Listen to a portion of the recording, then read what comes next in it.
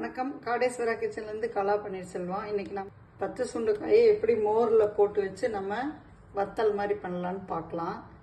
அதுக்கு நான் ஒரு மோர் அடித்து வச்சுருக்கிறேன். உப்பு உள்ளே போட்டுருவோம். இந்த சுண்டைக்காயை நம்ம அரி வேண்டாங்க, அப்படியே ஒன்றுக்கு ரெண்டாக கொட்டி போட்டுடலாம்.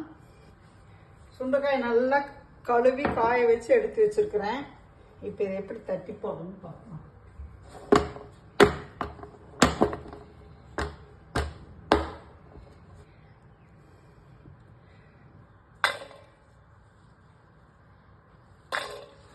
இது நம்ம ஒரு 2 நாள் அப்படியே மோரில் விட்டுறணும்.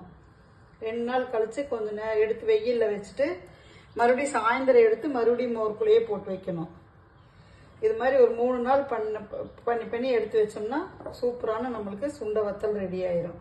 தயிர் சாதத்துக்கெல்லாம் உங்களுக்கு இதை வறுத்து சாப்பிட்டா சூப்பராக இருக்கும். சுகர் பேஷண்ட்டுக்கும் ரொம்ப நல்லது, உடம்புக்கும் ரொம்ப நல்லது. இது எல்லா சுண்டைக்காயும் இந்த மாதிரி கொட்டிட்டேன். இங்கே பாருங்க.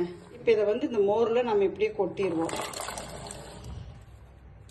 இது கூட ஒரு 4-5 பச்சை மிளகாயை நம்ம சின்ன சின்னதாக கட் பண்ணி உள்ளே போட்டுடலாம். இது எதுக்குன்னா அந்த உப்பு காரத்தோட நல்லா இருக்கும் உங்களுக்கு வறுத்தோம்னா.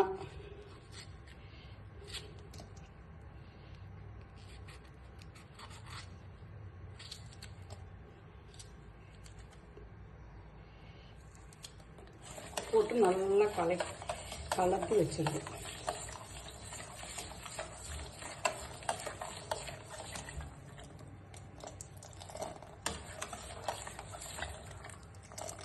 இது இப்படியே 2 நாளைக்கு இப்படியே ஊறிட்டு இருக்கட்டும்.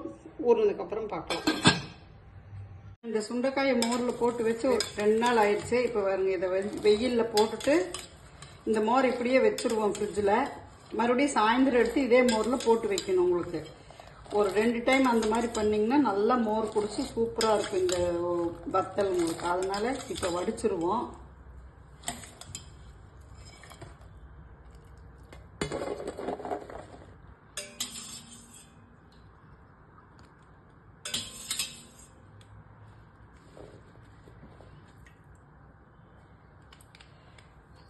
இந்த மோரை நம்ம இப்படியே வேணாலும் வெளியில் வச்சுட்டு மறுபடியும் சாயந்தரம் எடுத்து போட்டுக்கலாம். இல்லை நீங்கள் அப்படி வேண்டாம் அப்படின்னு நினச்சிங்கன்னா ஃப்ரிட்ஜில் வச்சுட்டு கூட எடுத்து சாயந்தரமாக போட்டுக்கலாம். இப்போ இதையும் வெயிலில் வச்சுட்டு வந்துடுறேன். சுண்டைக்காயை மோரில் போட்டு நல்லா 4-5 நாள் வெயிலில் காய வச்சு எடுத்து வச்சுட்டேங்க. பாருங்க, நல்லா உடையுது. இந்த அளவுக்கு மொறுன்னு காய வச்சு எடுத்து வச்சுருங்க. வேறு கூட போட்ட பச்சை மிளகாயெல்லாம் இந்த மாதிரி உடையிற அளவுக்கு காஞ்சிருச்சு. இப்போ இதை நான் ஒரு பாட்டிலில் போட்டு வச்சுக்குவோம். வேணுங்கிறப்ப வத்த குழம்பு இல்லைன்னா தயிர் சாதத்துக்கு நீங்கள் இதை எண்ணெய் ஊற்றி வறுத்து சாப்பிட்டீங்கன்னா சூப்பராக இருக்கும். கூடவே நான் ஒரு 5-6 கொத்தவரங்காயும் அரிஞ்சு போட்டு வச்சுருந்தேன். இங்கே பாருங்க, அதுவும் காஞ்சிருச்சு பாருங்கள். அதுக்குள்ளேயே கொத்தவரங்காயும் போட்டிருந்தேன். அதுவும் நல்லா காஞ்சு வந்துருச்சு எல்லாமே. நீங்களும் இதே மாதிரி செஞ்சு பார்த்துட்டு இந்த மெத்தட் உங்களுக்கு பிடிச்சிருந்ததுன்னா லைக் பண்ணுங்கள், ஷேர் பண்ணுங்கள். காடேஸ்வரா கிச்சனுக்கு ஒரு சப்ஸ்கிரைப் பண்ணுங்கள்.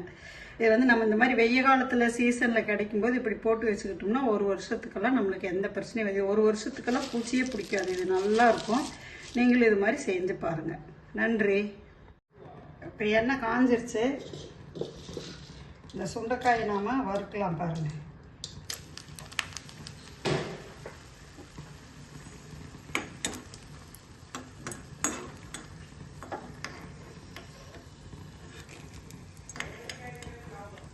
வரங்காய்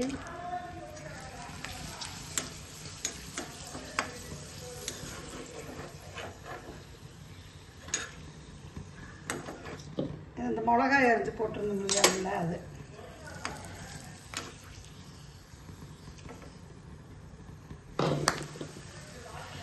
நம்ம இந்த மாதிரி வறுத்து ஒரு சின்ன பாட்டிலில் கூட போட்டு வச்சுக்கிட்டோம்னா அப்பப்போ வேணுன்னா கூட எடுத்துக்கலாம். நீங்கள் அப்பப்போ தான் வறுக்கணும்னு இல்லை. ஒரே தடவையில் வறுத்து ஒரு சின்ன பாட்டிலில் போட்டு டேபிள் மேலே வச்சுக்கிட்டிங்கன்னா அப்பப்போ எடுத்து தொட்டு சாப்பிட்டுக்கலாம் தயிர் சாதத்துக்கு. அவ்வளோதான் ஃப்ரெண்ட்ஸ், நம்ம சுண்டைக்காய் வத்தல் ரெடி ஆகிட்டுது. நம்ம குழம்பு வைக்கிறதா இருந்தால் இந்த மாதிரி எண்ணெயில் பொரிச்சிட்டு நம்ம எப்பவும் போல் வத்த குழம்பு வைக்கிற மாதிரி வச்சுக்கலாம்.